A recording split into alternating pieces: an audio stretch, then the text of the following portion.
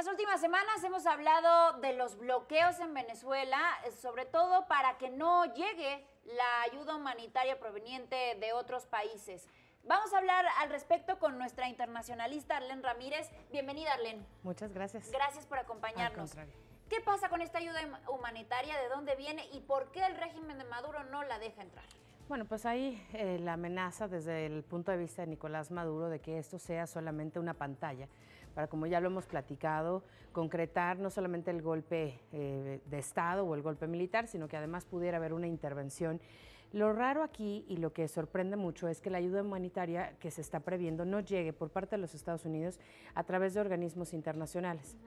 La Convención de Viena prevé que, si bien es cierto, puede haber este tipo de ayuda hacia los países en algún tipo de necesidad, ya sea una crisis política, económica extrema, algún desastre natural, toda la ayuda sea canalizada para evitar el riesgo de una invasión de facto.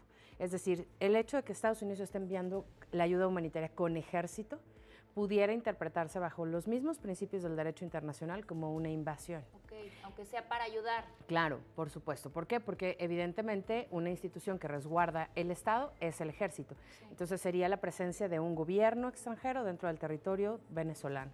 Entonces, ¿qué es lo que dice Nicolás Maduro? Le están dando de alguna forma el pretexto, primero, para evitar que entre, ¿no?, la ayuda humanitaria. Y segundo, pues él se está escudando y está diciendo que, bueno, esto es un show, es una amenaza a la soberanía y que en realidad lo que quieren es invadir Venezuela. Lo extraño de todo y lo que se ha cuestionado mucho a los Estados Unidos, incluso por parte de Naciones Unidas y de la Unión Europea, es por qué el desplazamiento de tropas ha sido primero y luego ha llegado la ayuda humanitaria a los puntos de donde va a salir supuestamente esta ayuda humanitaria, ¿no? Los víveres y los medicamentos, que es básicamente lo que contiene el paquete de ayuda humanitaria, pueden ser canalizados a través de la Organización de las Naciones Unidas, pero también a través incluso de la OTAN. Sí. ¿No? Parte de estas acciones militares que lleva a cabo OTAN para evitar que las fuerzas militares de un país específico lleguen a otro, pues es enviar a los soldados, incluso podrían hasta hacerlo a través del Consejo de Seguridad con los cascos azules, que es para eso, ¿no? Es la función principal de estos organismos. Sin embargo, es una realidad que no hay alimentos, no hay medicinas. ¿Qué puede pasar? Porque justo mencionábamos hace algunos momentos en este espacio que Juan Guaidó, pues de alguna manera culpa al régimen de las muertes que existen en Venezuela por falta de alimentos y de medicinas que podrían estar llegando. Sí, fíjate que desde 2018 ha habido una carencia importante de suministros esenciales, pero además desde 2018 Naciones Unidas ha insistido mucho en que Nicolás Maduro permita la entrada de este tipo de insumos. Sin embargo, no lo ha hecho argumentando justamente que vienen, ¿no?, con una mano por detrás de los Estados Unidos para intervenir en Venezuela. Sí. Lo que pasa el día de hoy es solamente, digamos, además de grave en la parte humanitaria, pues por supuesto va agravando la crisis política y militar que se avecina en Venezuela. El presidente Nicolás Maduro ya no tiene muchas opciones, ya no tiene evidentemente mucho libertad de movimiento, y el manejo de la situación política en Venezuela en este momento se le está yendo de las manos. Claro. Y esto, obviamente, lo único que genera, pues, es hacer mucho más polarizada la población, incluso que el ejército y la policía se estén cuestionando si realmente deben seguir alineados con el Estado, con el gobierno, o si, pues, podrían entonces sí sumarse a la causa de Guaidó. Hace poco escuchaba que también incluso la Cruz Roja de Venezuela mencionaba, yo puedo entrar a la distribución. Así es. No podrían llegar a la frontera con Venezuela, tal vez en Colombia, y entonces ya de ahí empezar a distribuir. Por supuesto. Pero lo tiene que permitir Maduro. Lo tiene que permitir el presidente, sobre todo porque, insisto, como la ayuda viene de un país con el que él en este momento no tiene una buena relación diplomática, sí, ¿no? Y Estados Unidos, por otro lado, tampoco está dispuesto a dejar que la ayuda entre en manos de un organismo internacional, quiere entregarlo a través del ejército. Entonces, creo que aquí, además de tener la necesidad de una suma de voluntades, se requiere poner primero a la población venezolana, que finalmente es la que está padeciendo realmente los estragos de estos años, pero además de estas últimas semanas, en las cuales no solamente se ha agravado el corto de efectivo, ya no hay dinero líquido en Venezuela, y la gente evidentemente que trabaja todos los días está padeciendo además los altos índices de inflación que le evitan comprar lo mínimo que hay, y la escasez es amplísima, ¿no? De inflación y de inseguridad, porque la gente pues no tiene que comer. ¿Qué va a pasar entonces con esto?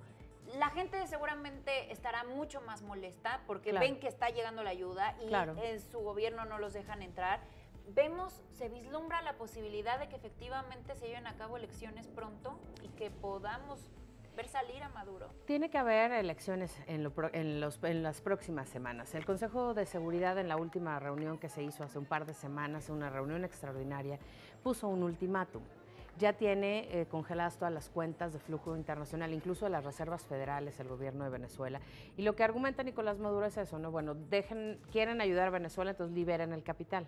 Pero evidentemente eso no va a suceder porque hay una presión. Claro. Al haber ya reconocido el gobierno de Guaidó por varias instancias, como lo es, por ejemplo, en la Unión Europea, Francia, España, ¿no? Y un sinnúmero de países, pues evidentemente el llamado incluso ahora del protocolo de Montevideo, que en realidad es solamente pues trámite, digamos, porque ya había una resolución previa y ya había un posicionamiento previo.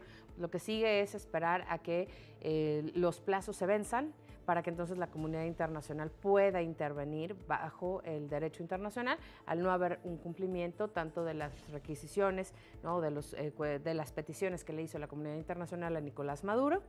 Entre ellas, el que permitiera la entrada de ayuda humanitaria, el que permita que lleguen observadores internacionales a Venezuela para preparar todo el tema de las elecciones. Claro. Y número 3, por supuesto, que de viva voz él diga que está dispuesto a ceder, ¿no? el mando presidencial a cualquiera que resulte ganador en las próximas elecciones, sin él ponerse obviamente de candidato. Y ¿no? también que haya una reestructura en el CNE, que es Claro. el Consejo Nacional Electoral de Venezuela, porque al final pues hay gente de Maduro involucrada en la organización de las elecciones. Claro, que fue justamente lo que detonó esta gran especulación de fraude, que finalmente, ya lo hemos comentado aquí también, pues no se ha logrado categorizar como tal en una corte internacional porque nunca fue apelada la elección, claro. nunca fue impugnada y evidentemente eso pues le resta, ¿no? elementos a la comunidad internacional para poder intervenir.